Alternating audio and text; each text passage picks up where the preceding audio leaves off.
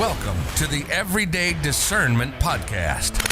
This show is about you and your walk with Jesus as we grow in discernment together so that we can make better daily decisions that honor God in all we do.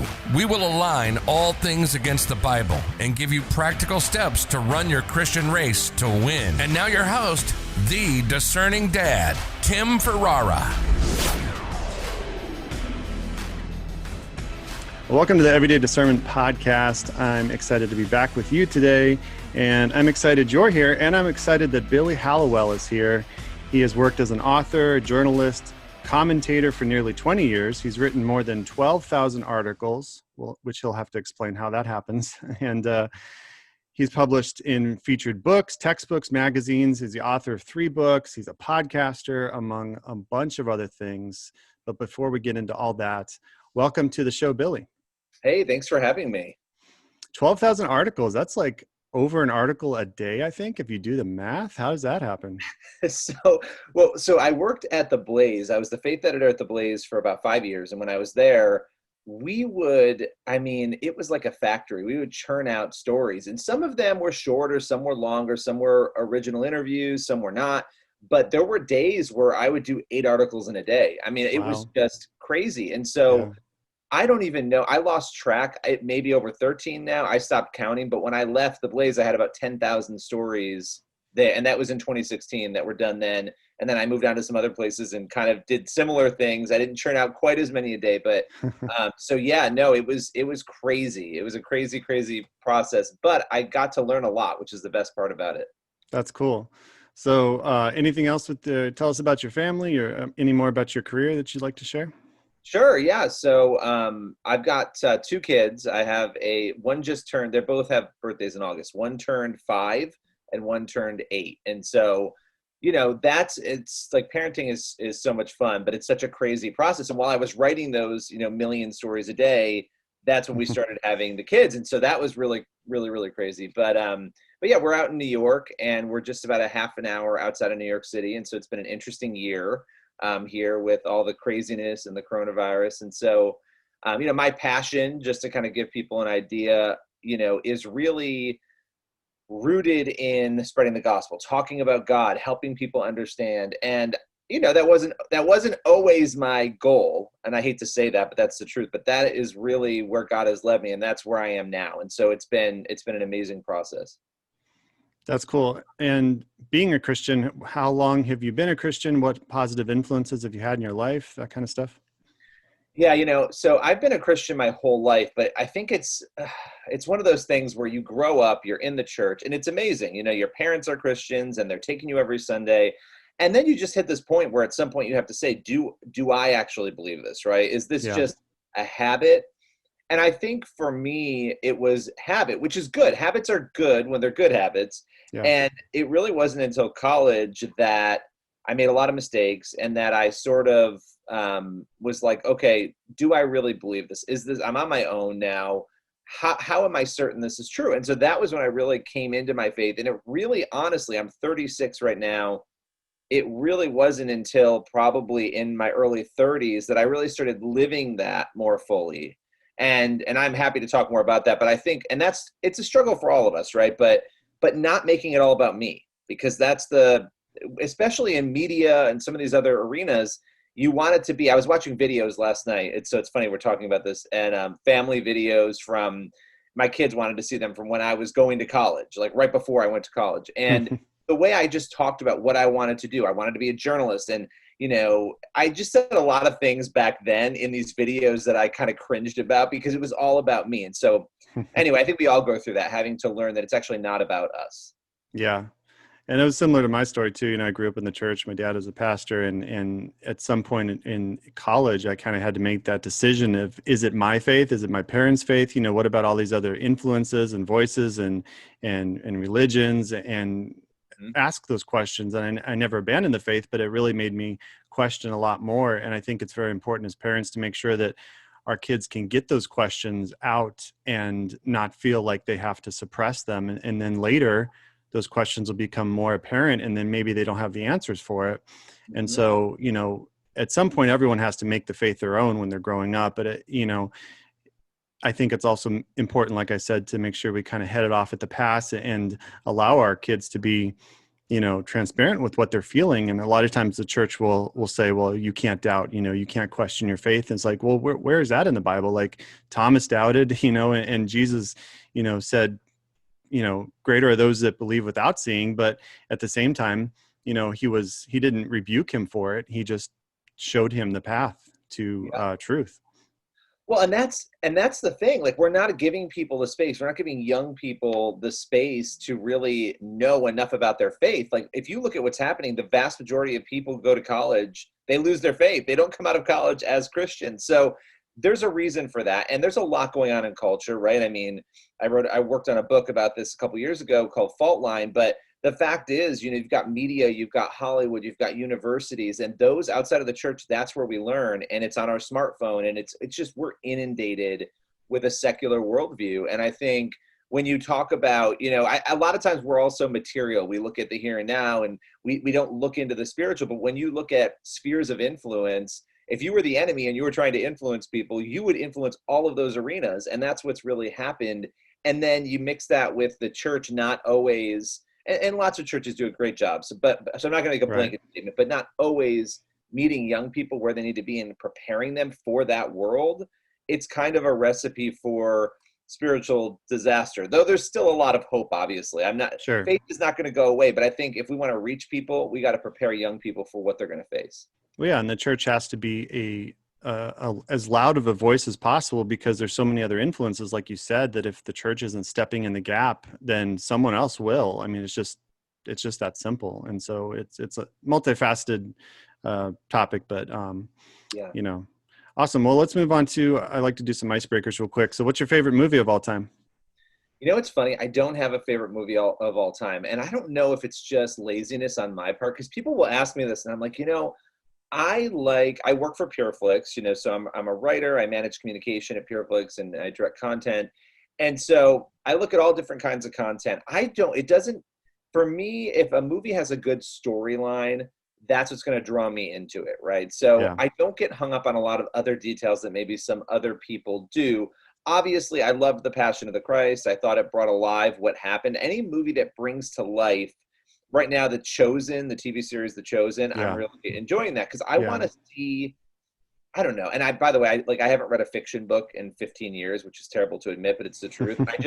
I love nonfiction, and I love being able to look at the Bible through a different lens. And I feel like a movie like The Passion, so I guess I would have to say The Passion, but I really just don't have this, like, oh my gosh, that's the movie, right? That I love. I wish I did. And that's a movie that is you would think, like, your favorite movie, you could watch at any time. And The Passion, like, I don't know, for me, you have to be in the right mindset, because that's such a heavy movie, and not that it's not good, but it's also one that I think I see your struggle of saying it's your favorite, because it's one of those ones that's like, man, this is heavy. Like, I have to be. Yeah, exactly. Well, they're going to make The Resurrection too, so it'll be interesting to see, what that ends up looking like, the sequel to it. So that's right. I forgot about that. So you've probably met a lot of people, but if you could meet anyone that you haven't met, alive or dead, who would it be and why? Well, obviously, I mean, Jesus aside, because we would all, and we will one day get to do that. But man, that's a great question. I feel like Abraham Lincoln is somebody I would love to talk with, and obviously to understand the conflict. I mean, you talk about people being in bad situations. I mean, he had one of the most difficult scenarios on the face of the earth to contend with, and lost his life after it, right? So he's somebody that I've always just been fascinated by. And, I also like to meet people. I would love to meet people with whom I disagree. So I've never met, former President Barack Obama. I would love to talk with him. I think it'd be very interesting. I like to try to interact with people who, we may have disagreements, but I think the person might be a really nice person, right? Sure. So I would say those two. Awesome. You said you read nonfiction. What's a favorite author of yours? Favorite author. So I love Lee Strobel. I'm a huge Lee Strobel fan, and I just love the fact that he dives into, obviously, The Case for Christ, but all of his books, The Case for Miracles, he goes into real life scenarios and has a journalistic way of sort of telling us the story. And so I've always looked to him, just as a writer myself, looking to be like, okay, what can I learn from this guy?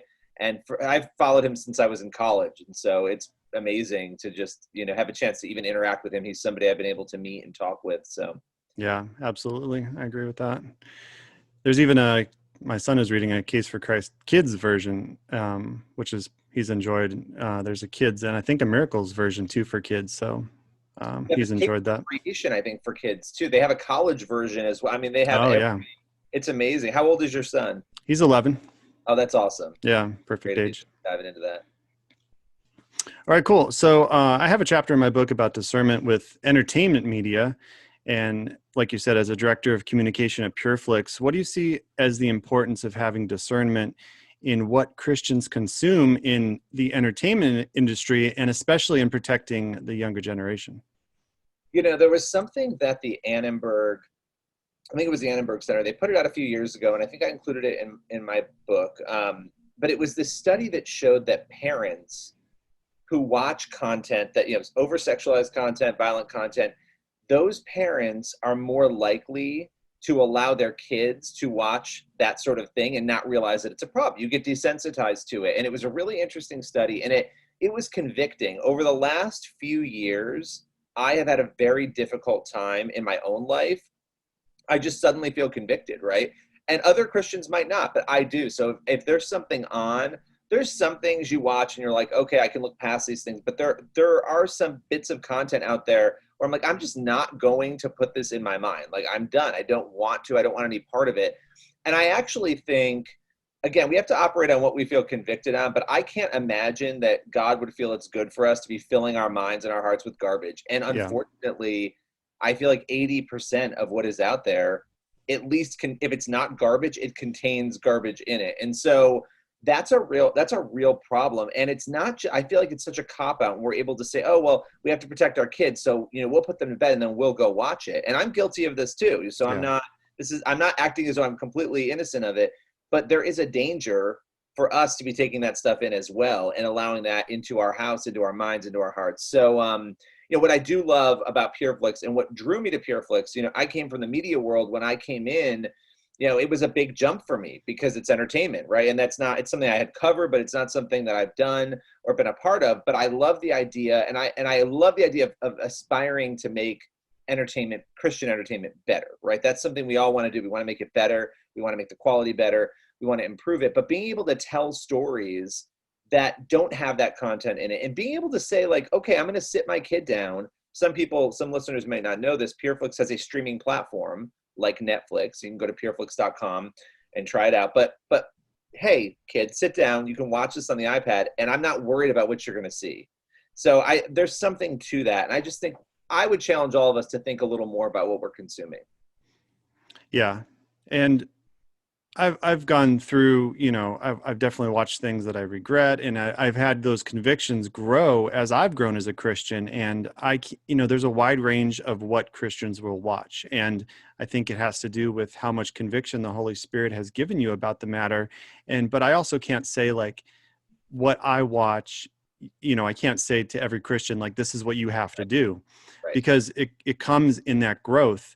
But I also think that, there's a lot of things out there, and I've seen it grown, especially with other streaming platforms.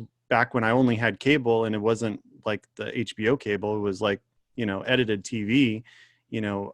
I'm shocked now what is allowed on streaming services under the guise of, usually they don't rate it. It's just not rated. But the things that can pop up, or, it might be TVMA, but my point is that a lot of things are not even added that helps the movie, adding. There's no point to it. There's no point to it. Yeah. I watched some stuff on Netflix, and like, there's no warning.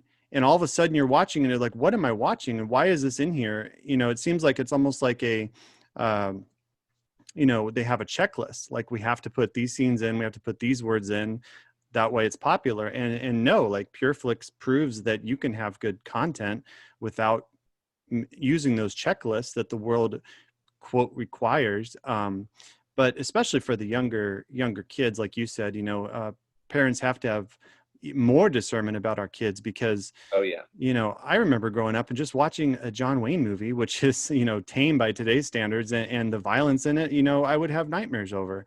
And I love John Wayne, and I grew up watching John Wayne, and nothing bad about John Wayne. But as a young kid, there are things that will affect you differently Absolutely. than adults. And I mean, even in video games, I remember having nightmares about a Teenage Mutant Ninja Turtle video game. And so, Absolutely. you have to know, who your kids are, what affects them, how it affects them, and make sure that they're ready for the type of content you put in front of them. And that may not be until they're adults, honestly.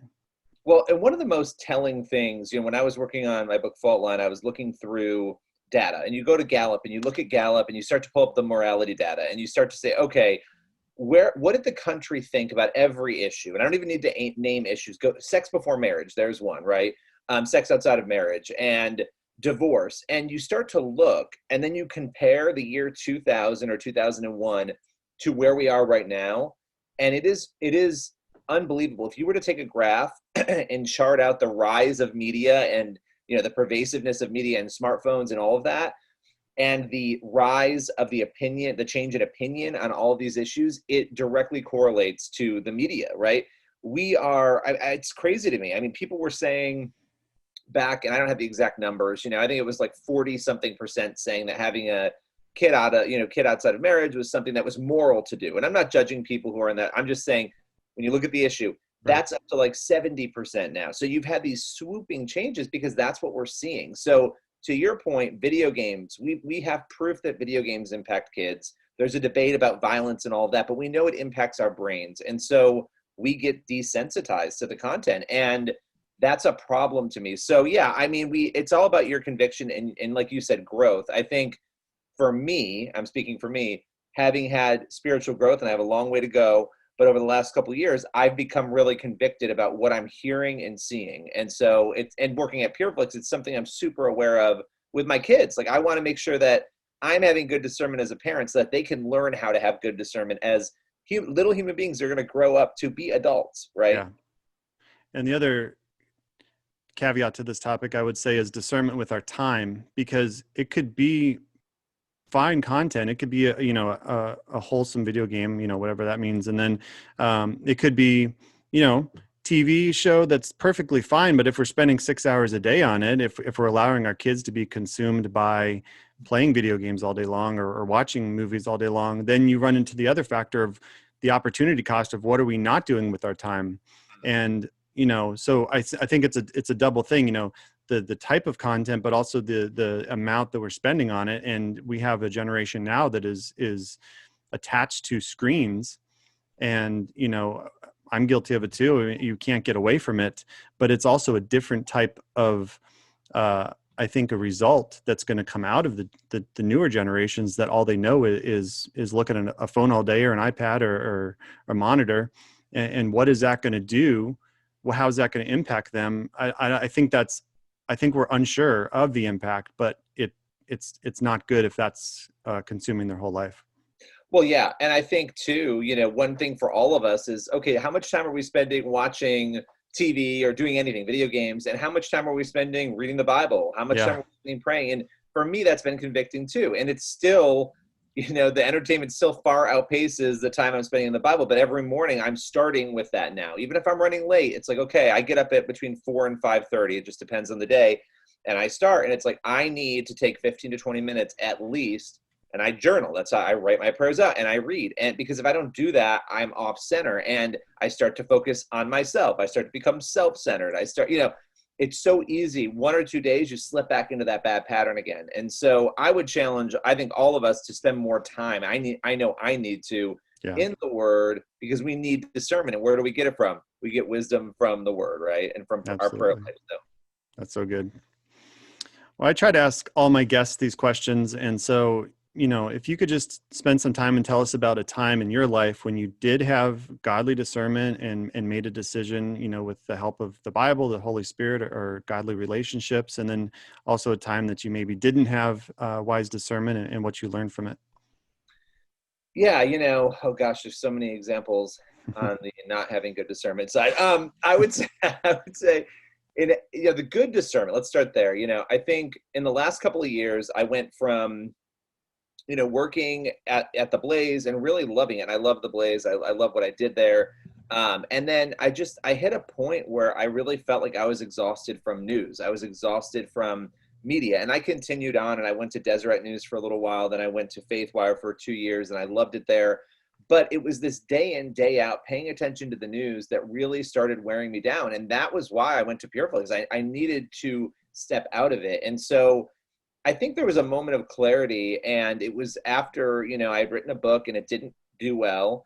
And when you write something and it doesn't perform well, or you put a product out, you start to put your worth in that, right? Yeah. Like, oh my gosh, I'm terrible, or, oh, I didn't do what I needed to do. And that is not how we're supposed to be thinking, but it's so easy for that to happen. And so coming out of that, and I wouldn't even call it a failure. At the time, I felt like it was a failure, but I learned so much from it. I walked out of that and I was like, it's not about me. I'm sitting here writing books and trying to do all these things because I want to make my name bigger and better. I want to be out there. I want to be doing interviews on Fox. I was exhausting myself trying to chase something that, I knew I could do if I put my all into it, but that I have a family, I have other responsibilities, and I was always putting work before all of those things. And that's still a struggle I have to keep in check. But the lesson I learned, and I think I'm able to do it now, is that it's about God. It's not about me. At the end of the day, when I die and I'm gone, what really matters is, who did I tell about Jesus? And I need to do more. Again, I'm not sitting here acting out like I'm not on some ivory tower. I'm saying I know that this is the truth now. And so I really just learned that I had to have good discernment in what my purpose is. Why am I here? What am I supposed to be doing? And so that's really changed things for me. And I've been able to, I still have moments, but when you put a book out, you look at Amazon, ratings, you want to see where you are. So I might still look and see, but my worth is not in. If a book fails and I never read another book again, then God doesn't want me to write any more books. And so that's just an example, right? But I feel like we need to get to that place, and I'm still working to get 100% there, but I feel like I'm like 80 to 90% of the way there. And so that's a long answer on discernment, but it really took kind of failing and really realizing my efforts were not in the right place. And then on the poor discernment side, moments where I've had to kind of say, what am I doing? I would say on the flip side of what I just discussed, that's sort of part of that, realizing what am I doing? But I would go back to college, and, I think when you're trying to figure out, do I believe, is this something I want to do? It's really easy to sort of let yourself kind of go morally and to say, I'm going to try to live life the way the world lives life. And so I think I started to do that for a while, and I crashed and burned really hard. God has a way of pulling you back in, right? And so that for me was sort of the start of my realization of how important this relationship really needed to be with God, that it wasn't some fake or made up thing, some myth, as some atheists like to say, that it was something very real and tangible, and you can't make somebody understand that if they don't have it, right? But when you have it, when you try to escape it, he's going to find a way to bring you back to it. And so that for me was powerful. And I also think too, another thing is realizing when we have unhealthy relationships with people, right? That there are times that we need to step away from those unhealthy relationships with people. And that doesn't mean we don't forgive people. It doesn't mean we, hate other people, but it might mean that we don't have a relationship with those people. And so there have been a lot of times where I've had to make those decisions, and it's hard. I know a lot of people face this. It's hard with family. It's hard with loved ones when that happens. So I know that's a lot, but those are some of the areas I think for me that have been the most noteworthy and taught me the most lessons. Yeah, that's good. And having discernment with, not only having good relationships in our life that impact us, but also, like you said, minimizing or getting rid of the ones that are negative impacting our life, and where we find our worth. Like you said, it should be in not what we do, but in who God is in us. And, everything else kind of falls into place when you put things in the proper perspective. And, we all, have a career, have aspirations, and all those are fine and good. But at the end, like you said, at the end of our life, what do we want to be known for? What is the legacy we're leaving? How are we impacting, others to know Christ? How are we impacting our family? All those things we have to think about in keeping in perspective, when we try to grind through a career, to make sure that it's not at the detriment of those other things that we say are important to us. If we say that God is first in our life, if we say that our family's, second, our career usually is third or fourth if we make the list, but does that actually reflect in how we spend our time and our thoughts? And that's something I've had to analyze in my life as well. And that's tough. I think the world, and I love our country, I love America, but I do think we live in this sort of rah, rah, rah, work really hard, build, accumulate. And I think as Christians, we need to kind of let our faith lead first. It's okay to work really hard, and it's okay to make money and be successful, right? All that is great, but it needs to fall in line with our faith coming first. And there are some negatives that come from being obsessed with money and fame. And there are a lot of negatives. I mean, let's look around us at everybody in Hollywood that you can think of, right? I mean, really name a person and you talk about overdoses, deaths, unhappiness, depression. I mean, I was just seeing a famous pop star talking about her depression, and how depression was. We're not meant to, and I forgot who said this, but I'm probably plagiarizing them, but it's the truth. We were not built to have people glorify us, right? Yeah. That's not what we were meant to do. And so yet it's in our hearts to try to have people glorify us. We want that. And so, and I think that's a lie. I think that's a lie of the enemy to try to trick us into seeking those things out first. So I 100% agree. We've got to make that list of priorities and not just make it, revisit it every day. I mean, that's what I know I have to do for myself. Yeah. Yeah. Satan wanted the glory for himself and wanted to be worshiped. And that, the rest after that is history and then currently happening, right? Correct. Yes. And I think that's, I mean, for me, that is something I'm trying to pay more attention to, right? Is what is going on that I can't see, and how does that impact me? Cool. So as a journalist, I'm curious how the journalistic method, which honestly I don't know much about other than there is such a thing, has helped you with discernment in topics you've researched, kind of maybe changing your mind the more you learn about them. And if there's a correlation at all with how Christians should have discernment in decisions we make, trying to analyze data, but also be spirit-filled at the same times. And sometimes decisions come in a moment that God gives us clarity. And other times we need to analyze decisions and think about those opportunity costs, or think about what the Bible says, or any relationships that we've built that might be able to speak life into a decision. Can you speak about that at all and how that's helped you? Sure. I might get myself in trouble a little bit, but I'm going to try to tread carefully here and say the right thing, because I think people will understand what I'm saying.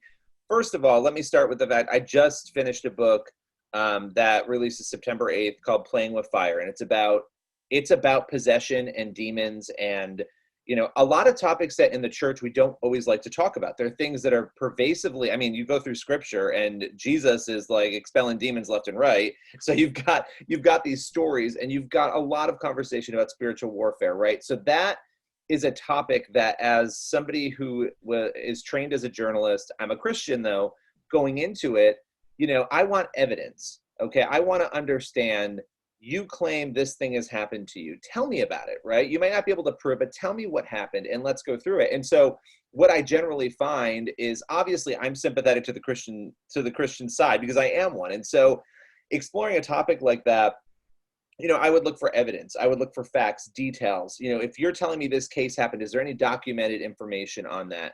And I feel like as Christians, that's what we should do with any topic. And so in Playing with Fire, that's what I did. I went through and tried to look, okay, there's a possession case in Gary, Indiana that apparently unfolded a few years ago. What do we know? So I talked to the priest who handled it. I talked to the cop who was involved, the sheriff who was involved in it, and I got their perspective. And I was shocked to find that it was one of the most documented cases. Now, if somebody came out and said it was a lie, I would be shocked, because I would say, wow, that you're like a Houdini. I don't know how you did all of those things. I don't know how you made a police officer's radio turn on and a voice come out of it. I don't know how. So, and I bring that topic up to say, I think in politics, in life, we are so likely to lead out first with what we believe. Well, I believe it because I believe it, right? Obama said it because I believe it. Trump said it, so I believe it. And the danger, again, just like we're talking about our priorities, right? We're talking about how should we approach things in our lives. We got to make that list. I think we need to approach everything through truth. That's what, I mean, the Bible talks about truth incessantly. And so if we're not approaching things in truth first, then I think we have a problem. And so a lot of times we're willing to look past lies or things that don't line up. That doesn't mean you need to dislike a politician or a person, but I think we need to, as Christians, go into it with that lens and say, what is true? And then look for the details of what is true. And I'm guilty of this too. Sometimes you believe something, an issue, or you take a position, and so everybody who agrees with you on that is right. And it's like, well, no, sometimes they're wrong. And so for me, it's really about trying to figure out what is the truth about this particular thing, or how close to the truth can I get? Because we are living in a crazy world and it is hard to get to the truth sometimes. And then what should my reaction be from there? And so that's how I try to approach anything when I'm writing. I'm not perfect. I make mistakes on Twitter, but I try to approach things in life in that way. And I think that's what we're called to do. I don't think Jesus believes and God believes anybody else is perfect except for him, right? There's nobody else who's perfect. So we're all going to be wrong sometimes, and that's okay. But we can't ignore when somebody is wrong simply because we like them. Yeah. And you brought up Lee Strobel before, and he was an investigative journalist that set out to disprove the Bible only to be converted from atheism and write the case for Christ. And that was because he sought information. And by doing that, he completely changed his mindset.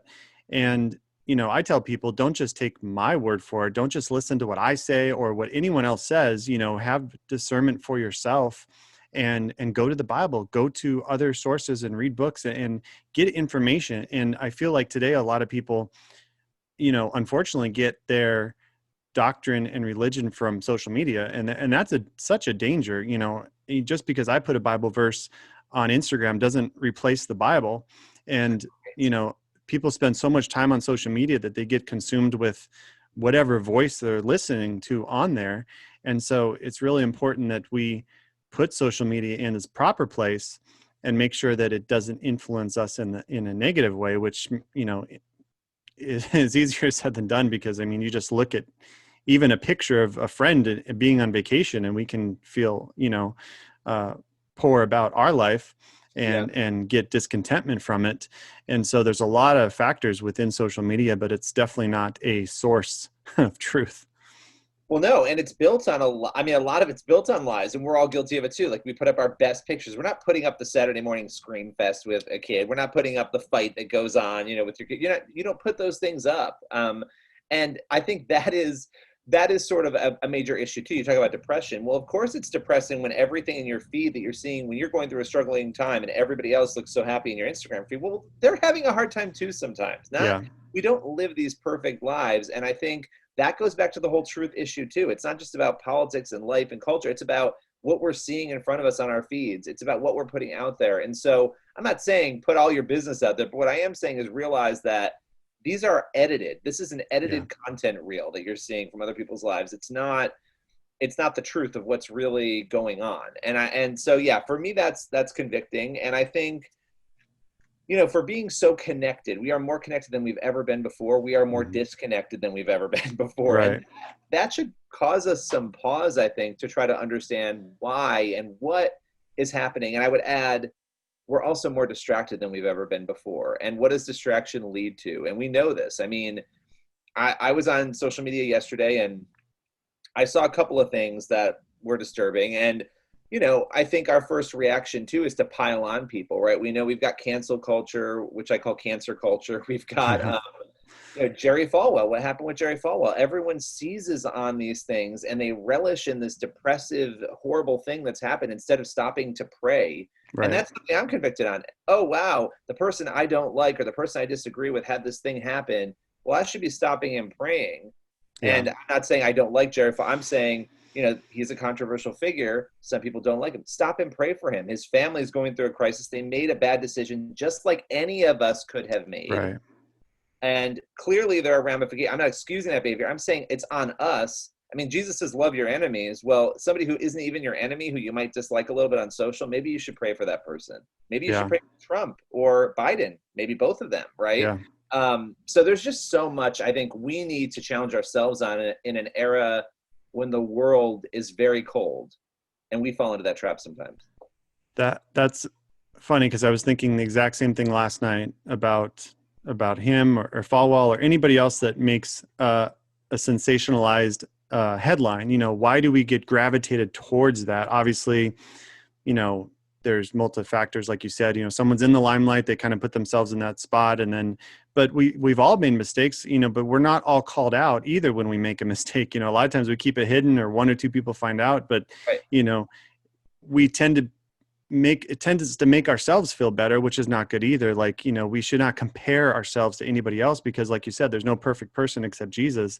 And so we should all, you know, I don't know. It's tough when you try to just go to social media for validation, either comparing yourself to people who failed or comparing yourself to people you don't like and saying, well, I'm better than that person. At least I'm not doing fill in the blank. Right. And that's not a good position for a Christian to be in. Not at all. No, it's a dangerous position to be in. I don't know. I look at all these things, and and there's so much brokenness and pain going on around the world, around the country. I mean, 2020 has been a rough year. I don't know what's going on spiritually. I mean, one of the projects I had a chance to work on was a book about the end times, and I was able to talk to different Christian pastors about what they believe. And we are living in, whether or not we are there, we are living in times that are unprecedented. And I think we have to understand that that level of brokenness deserves prayer. And also there's a little bit of hypocrisy. I mean, some of the people who relish in this stuff, I mean, I'll get myself in trouble probably, but so let me stop there. There are people who enjoy it. And a lot of these people have been, from a cultural standpoint, the root cause of some of the issues that we are having. So it's like, well, anyway, I mean, we can go on about that, but. Yeah. And making sure that we don't build our foundation or truth on feelings and emotions, which is a big driving factor for a lot of the culture now. And knowing that the truth has not changed. God is truth and the word is true. And when you start questioning that or changing it because it's culturally relevant, then there's a problem. And going back to social media, and, you know, if you believe in absolute truth, then you know that it doesn't change just because who's in power or the law of the land. I mean, those things, you know, we have to respect and come under authority for, but it doesn't change what we believe, and it doesn't change the, you know, the who God is. You know, one of the other things, just in working on Playing with Fire and kind of going through some of the scripture on Satan, one of the fascinating things, I feel like even talking about Satan feels weird, and it shouldn't, right? Because like, this is part of scripture, but I think, you know, when you look at the nature of who the devil is, right? You know, and obviously misleading and tricking but this idea that a lot of people in the world, their minds and their eyes have been blinded. And the fact that, you know, he's able to do that when our hearts are closed off to God. And, you know, that gives me sort of more of a compassion for people too. I think it's easy to have an anger towards people when they say certain things or they do certain things against Christians. But then understanding, wow, there's actually a really deep spiritual issue potentially going on. And we know it's going on in this world, but maybe even with individual people in our lives and that we interact with. And so, and I'm not just talking about the evil that goes on. I'm talking about just perspectives on things, not being able to comprehend basic things, that maybe it's a bad idea to, you know, abort a baby at 8 months gestation. I don't know. Like when we have these debates and you think, how are we even having this discussion right now? I do think a lot of that is going on beneath the surface. And again, we need to be praying for people. When you look at Ephesians 6 and we're talking about putting on, you know, the shield of armor and all of that, what does Paul say? Pray for everyone. You know, pray for everyone in the church he's talking about, but pray for everything and in every moment. And so that is another convicting message that I think we don't do enough. We get angry, but do we stop and actually pray and make a list of people? Like, hey, I'm going to make a list of people in my life who I need, both Christians and non-Christians, to pray for. Yeah. So that's important. Yeah, and my last question for you has to do with the book we're talking about, Playing with Fire, which, you know, I haven't read yet, but I'm excited to when it comes out, and it will be out by the time, you know, anyone listening to this is listening to the podcast. But you say, one of the quotes I got on your website is, you say human beings are embroiled in a spiritual battle, an intangible tug of war between the forces of good and evil, with the latter waging battle against human hearts and minds. And you just talked about Ephesians 6, but, you know, some churches don't preach about the spiritual battle we're in. And, why do you think that is? And like you said, even just talking about Satan feels, gross, feels like, we shouldn't be talking about it. Like, but at the same time, to be ignorant of the battle we're in usually means we're going to be a casualty of war, because this is a spiritual battle. Yeah, I had people tell me, before I wrote this book, I sat on the contract for 2 months. I wasn't sure I wanted to do it. And I had people like, you don't want to glorify, you give Satan glory when you talk about it. It's like, well, no, nobody is talking about Satan. Like, Yeah. It's the opposite. He doesn't want people to be taught. If people are aware of what is going on and they wake up to it, they're much more likely to combat it, right? Yeah. With an active prayer life. And so, when you look at what is happening around us, when you look at the brokenness in the world, it is mind-numbing, and yet the church is so silent. Not all churches, Right. but many churches are very silent on this. It feels weird. The end times, another topic that feels weird. Well, look around you. We're talking about Russia, Iran. We're talking about all the countries that people for decades have been saying, these are going to be the countries. Now, am I saying that that's how it's going to happen? I don't know. I just find it curious that, I don't know, Ezekiel wrote about Israel coming back on the map 2,900 years ago, and here we are in 1948 with Israel back on the map. Now, Right. we can go into a whole discussion about that, but my point in answering your question would be, I think we're afraid. I would tell you that I had an easier time getting actors in Hollywood to endorse the book than I did some pastors, and that Wow. should tell us something, I think. Some people just ignored me. They didn't respond. These are people who I knew and I've worked with, and I think it's like, oh, here comes the weird book person, writing the weird book. And that was one of the things that held me back from the topic initially. And I think part of it is, am I going to pigeonhole myself? And it's like, again, I'm praying about this. If I feel like God wants me to do it, I'm going to do it. And I felt that way. And we did a survey, and you'll see the data in the book. And we asked Christian leaders through HarperCollins, we said, listen, how do you feel about this topic? And it was really fascinating that most of them felt like this is a real topic we need to be talking about, but only about half of them said that their church was talking about it. It's like, well, again, Wow. we have a responsibility to be talking about these issues and understanding them, not because we need to go into some sort of strange ritual. All you got to do is have a healthy prayer life, reading the Bible. That's how you combat Satan. You keep your mind clear, and you hold on to faith in God. This is not, I think we're very scared too of this topic. We're scared of demons and possession. I'm not scared. They hold no sway over us as Christians. We hold authority over them. So anyway, that's a lot to say. We've got work to do as a church, I think.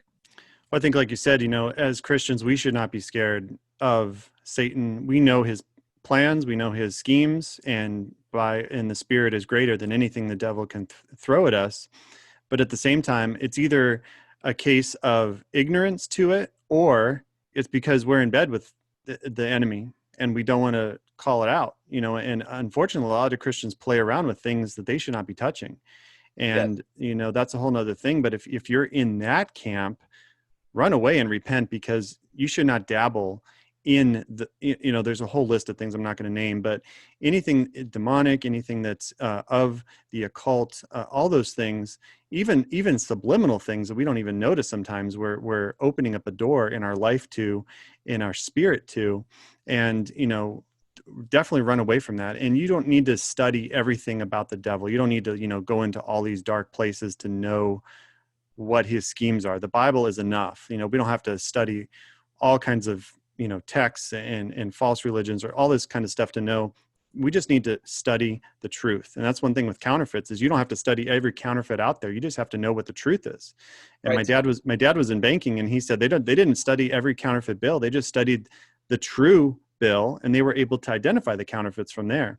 And if we study the word, if we study the Bible, we can identify when counterfeits come, when the enemy comes, and then have a plan of attack to combat it. That is so true. I mean, it's essential, right? I mean, I just think where we are culturally right now, where we are individually right now as a church, the church needs to lead on these things. We need to be aware of them. I will tell you what you've just talked about. I mean, one of the things, the Ouija board, right, which has been around forever, tracking the history of the Ouija board, and there's a pretty big chapter on it in the book. And there were things about it that I was just like, I mean, just crazy things. I don't want to spoil it, but about that history that I didn't realize. And does that mean that every single person who touches a Ouija board is going to be possessed? No, it doesn't mean that, but it means that is a portal for some people that has opened up some really diabolical things. And there are Yeah. people who are afraid to tell their stories because they're afraid to be called crazy, right? Yeah. And I encountered some psychologists who didn't want to share their name because but they were telling me what they experience on a daily basis in seeing patients. And so there's a whole other world out there, again, that people are not seeing. And I think if you're going to claim you're a Christian, to ignore a solid chunk of the New Testament is a very strange thing to do. Yeah. Well said. All right. Well, thanks for coming on, Billy. If you want to let everyone know where they can find you, connect with you, and then any work you want to plug, including where they can find your book. Absolutely. So you can find the book at playingwithfirebook.com, and it's on Amazon and all the places where they sell books. And if you want to connect with me, it's billyhallowell.com. I'm on social media with Billy Hallowell's the handle on every platform, so you'll find me there. Awesome. Well, thanks again for coming on. God bless you and your ministry and your book release. I'm excited to get a hold of it. Thanks so much. Appreciate it. Thank you for listening to the Everyday Discernment Podcast. For more information on Discerning Dad, go to discerning-dad.com. Be sure to follow on all the social media platforms. Just search for Discerning Dad. Please share this podcast with a friend and leave an honest review on whichever platform you listen. Feel free to send any comments, suggestions, questions, or prayer requests at discerningdad@outlook.com. Until next time, keep fighting the good fight.